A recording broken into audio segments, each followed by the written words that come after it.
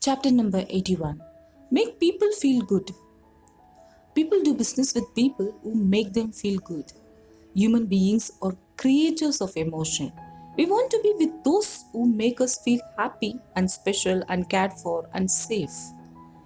There are two people I want to introduce you to, a farmer named Steve and Jake, the variety store owner.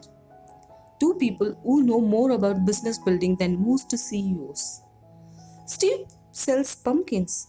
I live in Canada, and every autumn the kids and I hop into our car and drive half an hour to get our Halloween pumpkins from this farmer who never seems to grow older. Sure, we could get our pumpkins from the local grocery store 5 minutes from our home, but then we would miss the feelings that Steve generates within us.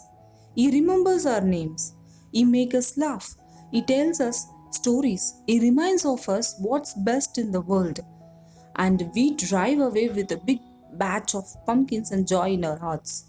By the way, Steve's business is unbelievably successful. Next comes Jake. Jake runs a variety store. When the kids and I go in, he greets us by name. He knows our birthdays. Jake orders magazines like Dwell, Azure, and Business 2.0, especially for me. His manners are flawless. He always smiles. He makes us feel good. There are at least five other corner stores in our neighborhood. Just Jake is a master at relationship building. So he has our loyalty. Oh, and the guy is a millionaire. Being good is being wise. It's a smart business strategy. So be like Steve, model Jake. Make people feel good about doing business with you. You will lead the field. You'll have fun doing it. And it's just the right thing to do. Makes me think of the words etched on a slip of a paper one seminar participants handed to me after an event a few months ago that reads simply, do good and leave behind a virtue that the storm of time can never destroy. I asked him who authored those words. His reply was brief: the wisest person I have ever known, my grandfather. Number 82. Commit to first class. One of the personal habits I have consistently observed in the star performance and extraordinary leaders I've coached is their commitment to ensuring that their surroundings reflect their devotion to being world class. They drive the highest quality cars, live in the best homes, and wear the finest clothes. Their philosophy generally seems to be I stand for being the best, so it only makes sense that I should invest in the best. Now, here's the big idea. They held that belief even when they were not successful. Greatness is, above all else, a state of mind. You need to believe in your potential and power before you can bring them to life. You need to feel like you are extraordinary before you can become extraordinary. I call this emotional blueprinting. To see spectacular results in your external life, you have to emotionally, viscerally create a blueprint of your vision within your inner life. One of the best ways I have discovered to achieve this feeling is to ensure that everything you surround yourself with is at the highest level. I remember reading a book years ago, written by a magician named Al Quran, called Bring Out the Magic in Your Mind. One of the ideas that stayed with me is this suggestion that in order to be successful, it's important to go where the successful people are. Even if you have only $10, go have a coffee at the best restaurant in your city, is point. Your surroundings shape the way you feel, and the way you feel drives what you do. Feel world class and you'll behave world class. Invest in the best. Buy the highest quality goods you can possibly afford. Better to buy one super pair of shoes than three cheap ones. I love the line. Quality is remembered long after price is forgotten. So true. When I was a young lawyer just starting out, I took part of my first paycheck and invested it in a great watch. It wasn't a Rolex or a Cartier, but it was a good one, the best I could afford. My thinking was that it would last for years, make me feel successful while I wore it, and actually end up saving me money because it would rarely need repairs. One of my friends, who always looked for the cheapest deal, laughed at me, but I turned out to be right. My watch is still working perfectly, never needed even one repair. My friend has gone through six watches during this time. Not only has he denied himself the positive feelings that high quality would have brought, but he has actually ended up spending more money than I did. Miss the forest for the trees. I am in no way encouraging a senseless addiction to material things. All I am saying is that if you are really serious about standing for the best, then surround yourself with the best. Rewarding yourself with good things sends a message to the deepest and highest part of you. One that says, I am worth it and I deserve it. One that will inspire you to reach even higher, work even harder, and be even better. To anyone who says that our self worth would be so strong that high quality goods won't affect how we feel, I would respectfully suggest that such a statement misses the reality of human nature. I am one of the most idealistic people you'll ever meet, but I am also a realist. Every one of us likes nice things. They bring us pleasure. They appeal to our senses, just like a beautiful sunset or a magnificent mountain. True, material possessions don't bring lasting happiness, and there are many things in life that are far more important, but such things still are important. The best invest in the best. I might not be popular with you for making this point, but I owe you my truth. Reminds me of the words of one of my clients. My tastes are simple, I just want the best. Number 83. Do you clean sweep? I've spent much of the past 12 months in what I call strategic hibernation, pulling back from much of my business of my life and rethinking things like my priorities, my values, and my personal philosophy. I've accepted fewer social invitations, limited many activities, and spent a lot more time in reflection just to make certain I'm climbing the right mountain and spending my days in the way they should be spent. I've also spent a lot of time this year doing a clean sweep. A clean sweep is a super way to streamline, simplify, and refocus your life. Most of us have a ton of baggage and clutter that we carry with us on this journey. This might include messages like incomplete relationships or people you have yet to forgive. The baggage in your life could include undons, like a will that needs to be prepared or a life insurance policy that should be updated.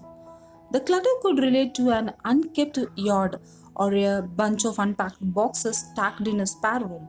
The powerful idea is this: when you clean sweep these things, put them into order, or delete what needs to be eliminated from your life, you will feel lighter, happier, and your mind will experience more peace.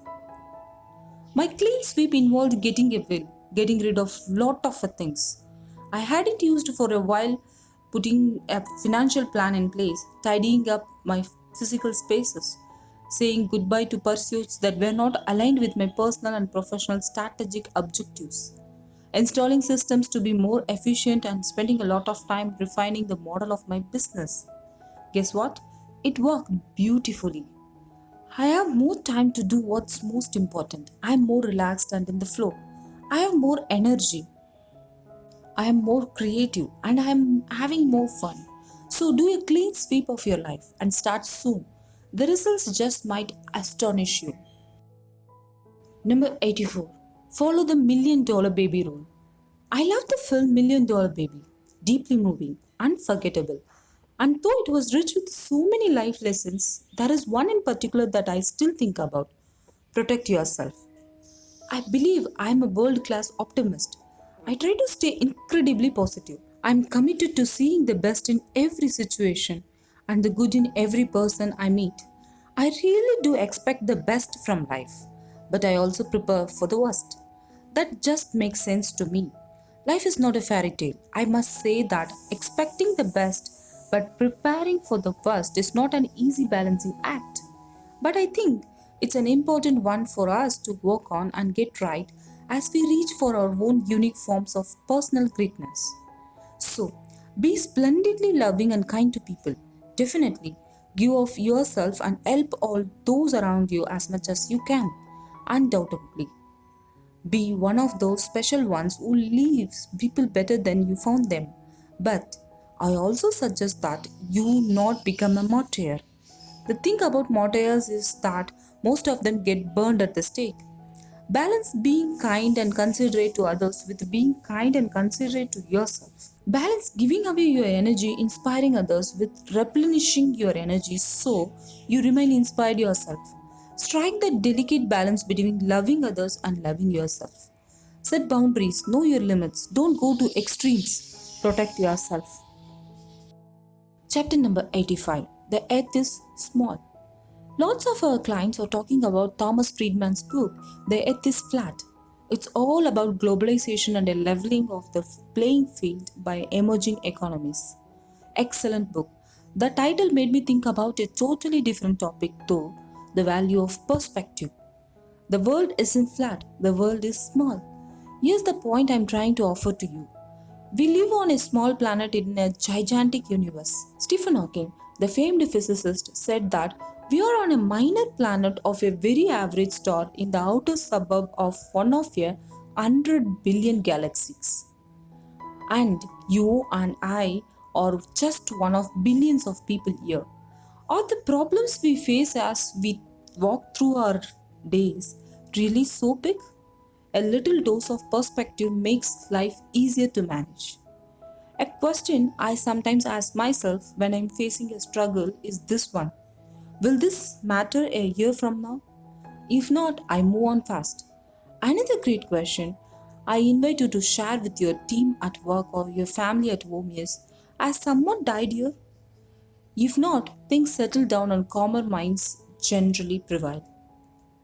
Keep perspective. Most of the problems we think are disasters turn out to be blessings. In hindsight, I faced things in my life that seemed so painful at first. Thought the world would end. But with the passage of the time, those evolved into the very things that made my life better and happier and more rewarding. And my guess is that the same holds true for you. So, do some inner work around perspective today. Focus on the good, smile and laugh more. Life is short and the world is small, but it's also really, really wide. Number 86. Guest or God. I've learned some of the deepest lesson on life from guys driving taxis. Want some big time wisdom? Jump into a cab, put away your Blackberry or your cell phone, and get to know the human being in front of you. He speaks to hundreds of people each day. Very often, he is wiser than you could imagine. I was reminded of that last night. I'm in Mumbai as I write this chapter, here to give a day long leadership seminar and then do another presentation for the Young Presidents organization tonight. I love this place, love the food, love the energy, love the people. The driver's name was Ramesh Sharma. He saw my name on the taxi reservation sheet. Robin Sharma, where is your father from? We started a long chat and really connected. He laughed like a child. Indians are among the happiest people I've met anywhere in the world. He told me about his family, his passion for reading, his philosophy, and then he said something I've never forget. In the north of India, where I'm from, he noted with pride, a guest is God. When someone comes to our home, we treat them with the highest of respect and love. Even if we have to miss eating, we make sure they are well fed. That's our culture. It brings us joy. Brilliant. In your life and in your organization, do you treat your guests like gods? Is that idea a part of your personal and organization culture? And let me also ask you, what would your personal life look like if everyone who visited you or intersected the journey of your days was treated like a god? What would your professional life look like if you treated your customers with reverence and admiration? You would be world class. You would be more successful. You would be happier. You would get to greatness. So, leave work 30 minutes earlier today. Hop into a cab and go for a ride. Don't bring a newspaper or a phone. Just bring an open mind and get to know the human in the car with you. You might love what you hear. Chapter number 87. The Beauty of Time. Time is a beautiful commodity. It is part of the hardware of life. What you do with it shapes in so many ways what your life looks like. And yet, while almost every one of us wishes for more time, we misuse the time we have. I'm no guru, you know that, but I have become pretty good at using my time well. Time wasted is time lost. And the big idea on time is that once it's lost, it can never be regained. I recently read that John Templeton, the celebrated financier, never went anywhere without a book in his briefcase. This way, if he found himself in a long line, he could use the downtime to read, learn, and grow. I also read in Rolling Stone that Madonna hates wasting time. She used to bring a book with her when she would go out to a nightclub to use the time when she wasn't dancing efficiently. My coaching clients are all like that, and they lead big lives as a result of that giant devotion to time management. I want to be clear. I am in no way suggesting that every minute of your days, weeks, and months need to be scheduled. Be spontaneous, be playful, be free. I am a free spirit at heart. I just find that the people who have the most time for fun are those who know how to plan and then use their time well. In my experience, the people who feel stressed the most and lead their lives like a five-alarm fire are those who live life to chance and make no time to set schedules, articulate goals, and follow well throughout plans. Anxiety is caused by a lack of control, organization, preparation, and action. Observed thinker David Kikik. Powerful thought. Number 88. On Mountains and Mastering Change. Just met a reader at a book signing. He was a cynic even after he read one of my books. No worries, not everyone is open to my words. And I have no need to be right. I just share the philosophy that feels truthful to me. If someone doesn't agree with it, well, not everyone likes coffee either. Diversity of opinion is what makes life so interesting. This reader was kind too. Said he actually loved the book, he just didn't believe it would help him. Faith and belief do move mountains. And if you don't believe that an idea will work, then there is no chance you will act on it. Thought is the mother of action, and your beliefs really do become self fulfilling prophecies. I thought a lot about the reader's comments after the book signing. If I had the chance to meet him again, I would use the metaphor of mountain climbing to help him understand that people truly can make changes that last. I'll offer my thinking on this point to you. I have three thoughts in particular to help you take the ideas I have shared so far in the Greatness Guide and integrate them into your life so that you see real and lasting results. Number one, define what the mountaintop looks like. I suggest you articulate in writing what success looks like to you. Note what needs to change in your life for you to feel spectacularly successful and what will happen if you don't improve. Then record your goals for all the key areas of your life. Write out what you want your reality to appear as 5 years from now. List the values you want to stand for. Clarity precedes success, and awareness precedes transformation. Number 2. Start climbing. There is a great power in starting. A single act done now set forces into play. It generates momentum, and with the action, you begin to experience positive results. That begins a positive feedback loop. More action, more results, and that in turn promotes confidence. Number 3. Take small steps. You cannot get to the top of Everest by jumping up the mountain. You get to the mountain top by taking incremental steps. Step by step, you get to the goal. Every step gets you closer to your dreams. Life is like that too. Small steps each day get you to greatness over time. Why? Because the days really do become weeks, and weeks becomes month, and months become years. You will get to the end of your life anyway. Why not reach that place as an extraordinary human being? Number 89. What happened to please? I was just in Starbucks getting a soy latte. The woman next to me collects her coffee from the barista and then says, "Can I have a tray?" She didn't say it rudely, she just wasn't polite. That got me thinking, whatever happened to please? To me, please means I respect you. Thank you means I appreciate you. Good manners are powerful in showing those around you that you care about them. I love Frankie Bryan's line that respect is love in plain clothes. How often have you bought something at a store or ordered something in a restaurant and just ached to hear some good manners?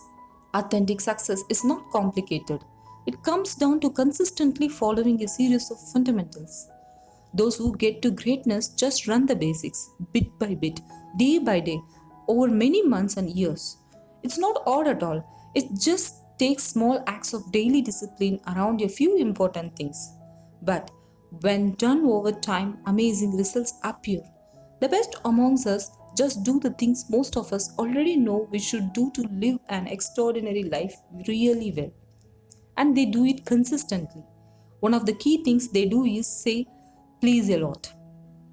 Good manners are a stepping stone to being a remarkable human being, whether as a mother, a father, a salesperson, or the CEO. They really do show people that you respect them. Yes, having good manners is common sense. But as the French philosopher Voltaire once said, common sense is anything but common. And if all this stuff is so obvious, how come most people don't do it? Number 90. Bon Jovi and the Power of Focus. Someone told me a while ago that John Bon Jovi is a fan of the monk who sold his Ferrari. Interesting. I've always admired the man for his passion and his music. This morning, I heard a song of his in which he sings, "When the world gets in my face, I say, have a nice day." Got me thinking about Bon Jovi, his long career, and why he is still going strong after so many years. There is a great power in focusing on what you want. Seems like such an obvious statement, yet most of us miss it. Dreams can come true. You can get to a place called extraordinary in your career. You can find love deeper than you have ever imagined. You can realize world class vitality and find lasting fulfillment, but you need to focus. The person who tries to do everything accomplishes nothing. Most people try to be all things to everyone, and so they end up nothing to anyone. Confucius nailed the point.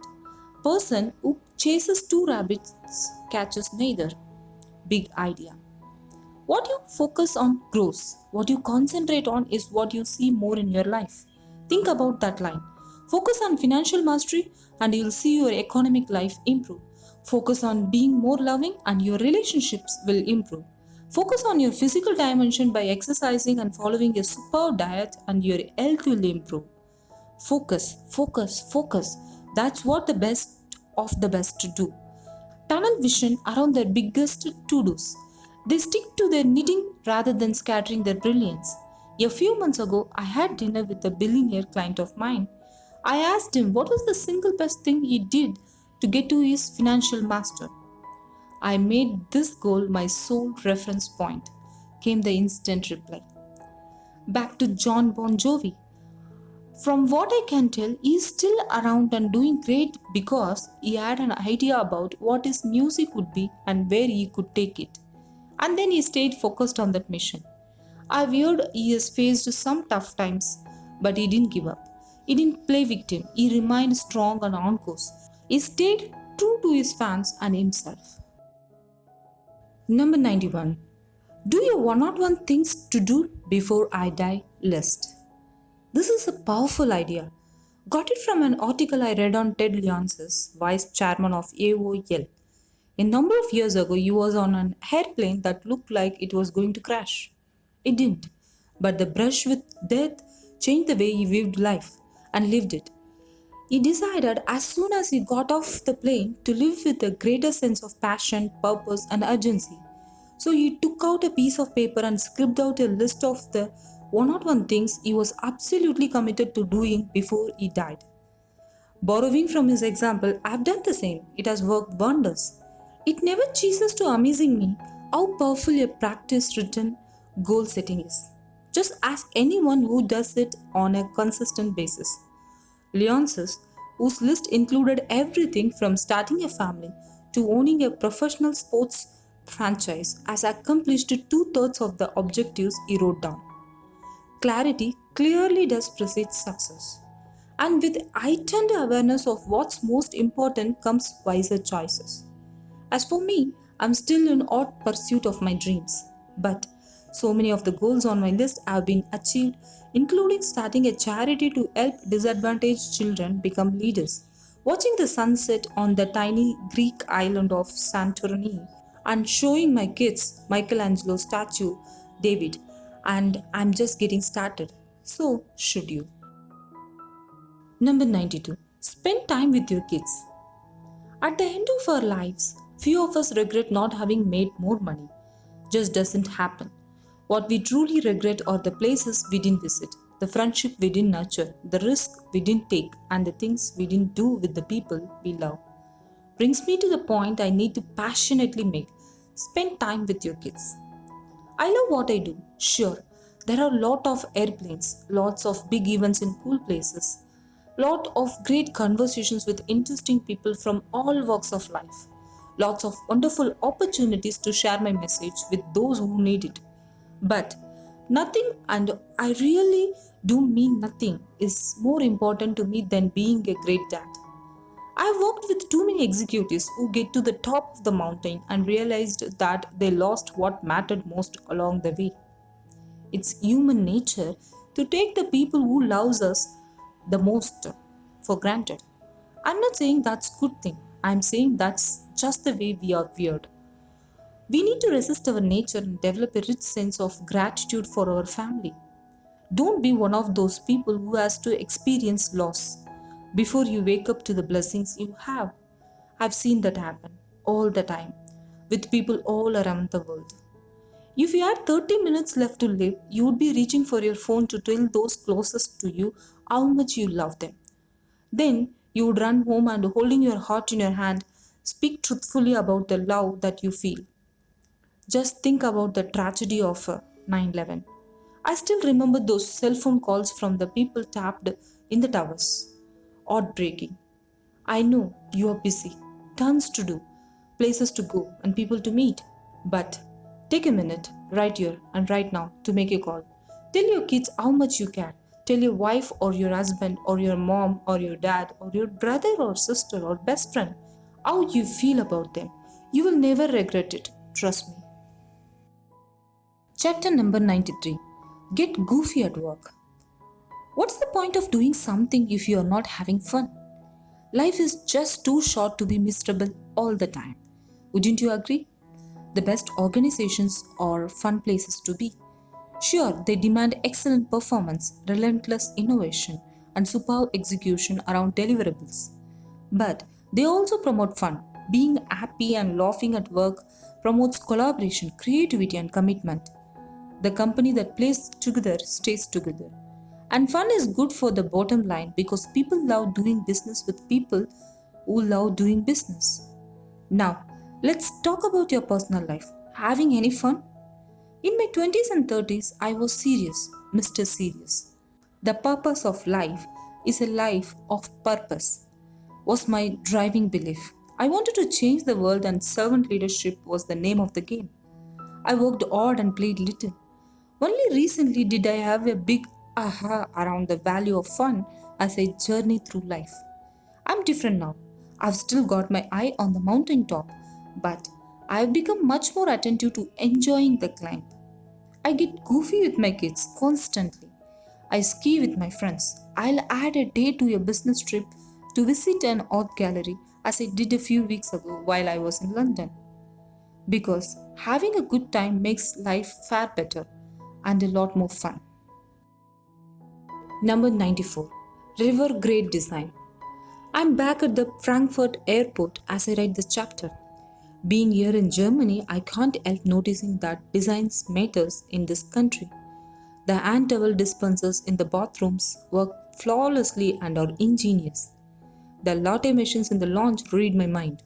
The luggage carts are not only functional, they are beautiful. The Germans get it, designs matters. Ford has repositioned itself as a design firm that sells cars. Love it.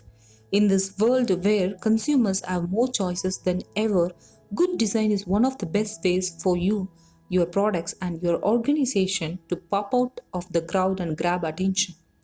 Look at Apple's iPod, one of the sexiest gadgets you will ever feast your eyes on. Sure, keeping 10,000 songs in your back pocket is fantastic, but the design is what made us fall in love with it. Look at Apple's iBook. Actually, look at almost anything that creative and bold company does, and you'll see what world class looks like when it comes to design. Do a Google search for Philip Stock, a genius of design. Look what he did with the partner Ian Scrager to create the boutique hotel category over a decade ago and make people's jaws drop when they entered their hotels. That's what good design does. Or invest in a Botham French press coffee maker. Makes super Java. Looks great in my kitchen. Its great design has inspired me to tell everyone I know about it. Superb design creates product evangelist. Business people don't need to understand designers better. They need to be designers. Noted Roger Martin, Dean of the Rotman Management School in Toronto. Here's a powerful thought for you to take away. Human beings need mystery to be happy in life. If life is bland, we experience no joy. Good designs adds to that mystery. Good design adds to that mystery. It makes life interesting. It connects with the artist that resides within each of us. It surprises us. And isn't surprising people one of the main aims of being in business and crafting an extraordinary life? Number 95. On Evian Water and you as a big time dreamer. If people don't laugh at you and your ideas at least once a week, you're not pushing the envelope.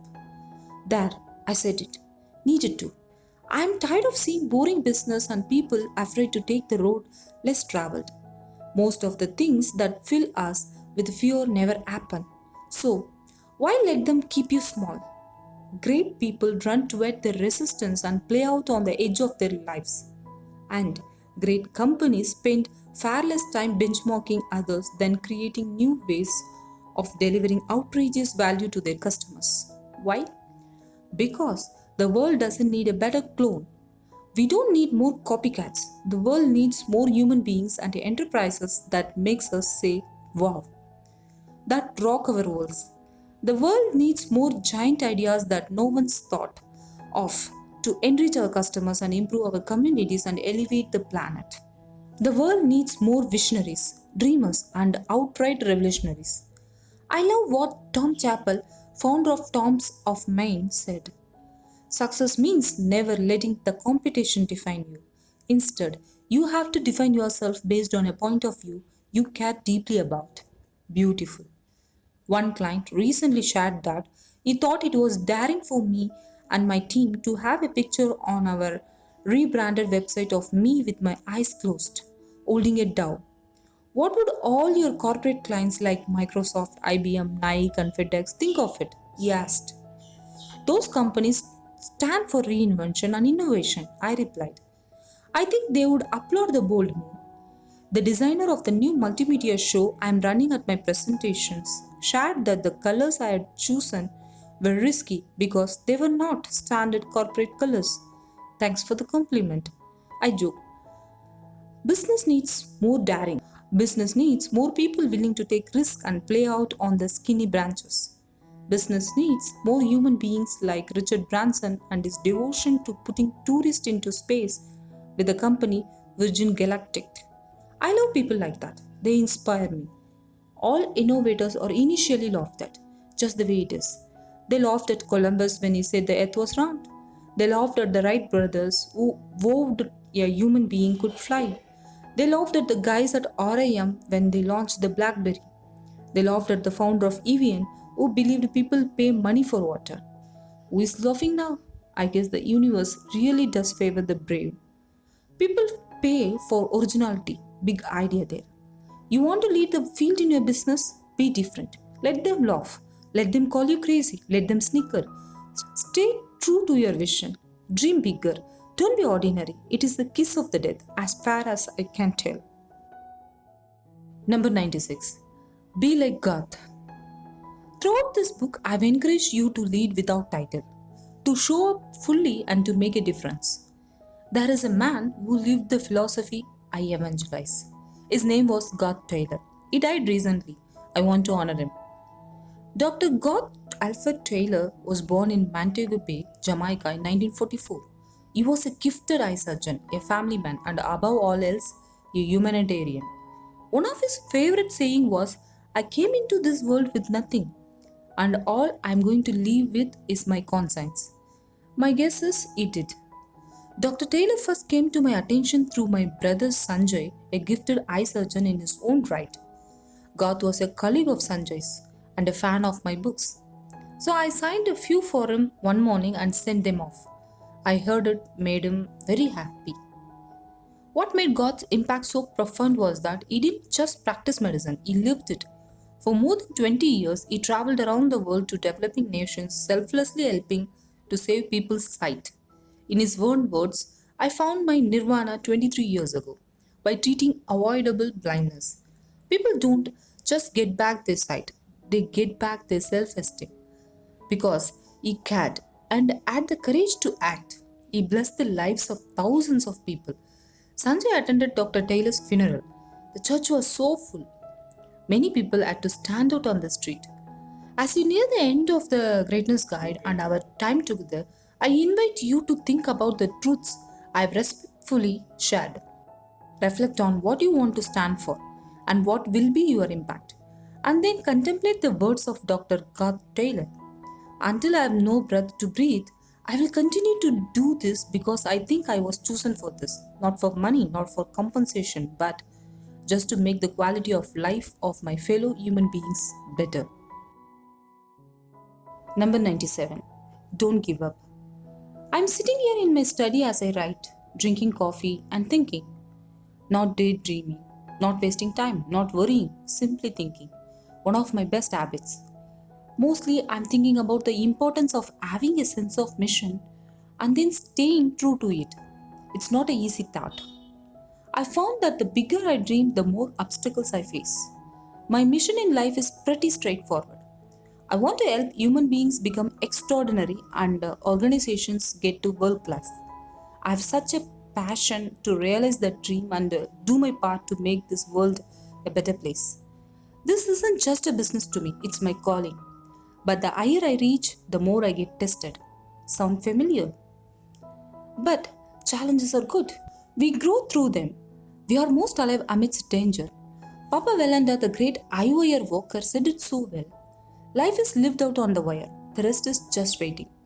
The wisest amongst us, the genuine leaders, smile in the face of adversity. They understand that life tests the big dreamers, the passionate revolutionaries. It's almost like a wedding out process. Only the strong and the best get to live their art song. I love what Amazon.com founder Jeff Bezos once said. I knew that if I failed, I wouldn't regret that, but I knew the one thing I might regret is not trying. So, I'll rise above any resistance I meet. I'll keep my eyes on the dream. I'll stay on message and solidly on mission. Because this world belongs to us dreamers, you and me. And whether we ultimately win or not, we will have made a difference. And that's good enough for me. Chapter number 98. Get big on self-care. Leadership begins within. Organizational leadership begins with personal leadership. You cannot be great at work until you feel good. You cannot make someone feel good about themselves until you feel good about yourself. You can't be a source of positive energy if you have no energy. The doorway to success swings outward, not inward. On your next flight, listen to the flight attendant. Put the oxygen mask on your own mouth before you try to help anyone else. The logic is clear. If you cannot breathe, you are useless to those around you. Nice metaphor for personal leadership. Make the time to care for yourself. Get into great shape. Read good business books and inspiring autobiographies. Plan and improve your skills. Work with a coach. Spend excellent time with loved ones. Commute with nature. Enjoy life while you chase success. By caring for yourself, you will be able to give more to others. By ensuring that you are on your best game, your leadership effectiveness will be guaranteed. And by making the time to enjoy life, you will be more enjoyable to be around. Chapter number 99. Guess who inspires me? At a book signing the other day, a man stood up and asked, Robin, what keeps you going? What is the source of your energy? Who inspires you? My answer made everyone laugh. I said, You. Pretty well everything I do because of my love for you, a reader of my books, or a client I have the privilege to work with. Hearing how my ideas have helped you get to personal or organizational success, moves me deeply. Like the woman at a signing who shared how she read the monk who sold his Ferrari to her husband while he succumbed to cancer on his deathbed to make him feel happier during his last moments. Or the businessman who read my leadership wisdom from the monk who sold his Ferrari book and not only boosted profits but reshaped the culture so it honored human beings. Or the 18-year-old who told me that she got so inspired after reading Who Will Cry When You Die that she started her own business and is now living her dreams. I feel incredibly blessed. Why? Because I get to spend my life in service. So thank you. I'm more grateful to you than you will ever know. I promise to keep writing and speaking if you will keep reading. The 100th chapter. How to live forever. To live on in the minds and hearts of the generation who will follow you is to cheat death. To make such a difference through the way you lead and show up is to find immortality. To have a lasting impact on human lives by being a great champion at work, or a great parent at home, or a great leader in your community is to live forever. Impact is one of my favorite words these days. So is legacy. Great ones comes by beginning something that doesn't end with you. So stop worrying about death. Care more about your life. What you will create today, what contribution you will make today, what person you will celebrate today, what fear you will beat today, what act of kindness you will offer today, what social ill you will remedy today, what wrong you will right today. I love the words of Archbishop Desmond Tutu. There is no situation that is not transformable. There is no person who is hopeless. There is no set of circumstance that cannot be turned about by human beings and their natural capacity for love of the deepest sort. To paraphrase Mel Gibson characters in Braveheart, one of my all-time favorite movies, every one of us will die, but so few of us really live perfect. Chapter number 101. Lay claim to greatness. Blame or claim, that's the choice each of us has to make each day. Blame what's not working or claim the gift in the seemingly negative situation. The world needs more heroes, and the heroes spend their days hunting for the best. They see the best amidst adversity, they see the best in others, they dig for the best in themselves, they claim their greatness, and in doing so, they get their best lives. An extraordinary life is not something only available for the chosen few people with perfect teeth and royal pedigrees. You and I are destined for greatness. We are meant to live spectacular lives. That's hardwired into our DNA. But we need to do our part to make it all happen. Choice by choice, step by step, small gains eventually yield giant results. Life truly does want us to win. We only need to do our part. So, lay claim to your greatness. Drive a stake into the ground to mark your place under the sun. Stop being a prisoner of your past and become the architect of your future. And remember, it's never too late to become the person you have always dreamed of being.